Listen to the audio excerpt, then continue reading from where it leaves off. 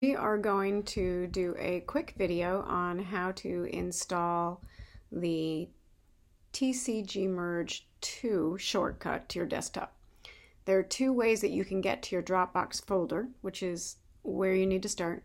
You can either go down to the Dropbox icon here, click on it, and then click this file folder icon, and that will bring up this pane from which you can choose your Dropbox application.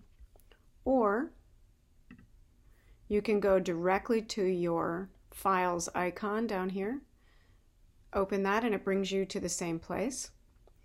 You want to click on your Dropbox application and then navigate to your Club Dropbox folder.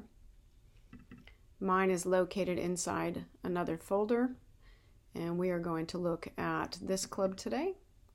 I open it up, go to the ACBL Merge folder, open that folder, open Install, and there you will see TCGMerge2. You want to open this folder, and you will see the executable. This you want to right-click on and bring up the menu that will allow you to create a shortcut. So down here you see Create Shortcut. You want to click on that. Then you will have your shortcut. What you want to do then is literally drag and drop this over to your desktop. Because I have Windows 10, it works slightly differently. I will have to delete this manually. For most of you, when you drag and drop the shortcut from your Dropbox to your desktop, it will remove it. It will delete the shortcut from your Dropbox.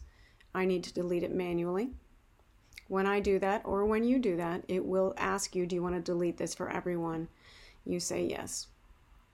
So now, you still have the executable in your Dropbox, which is where it should stay, but you have the shortcut on your desktop. You can then just close out of your applications window. And this is the new application, TCGMerge2, that you're going to use. You then want to rename this TCGMerge 2.0. And there you have it.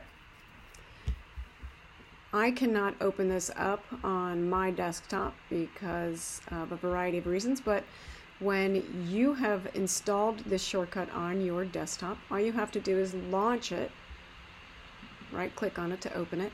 It will launch, and it will bring up a box that will allow you to choose your game file.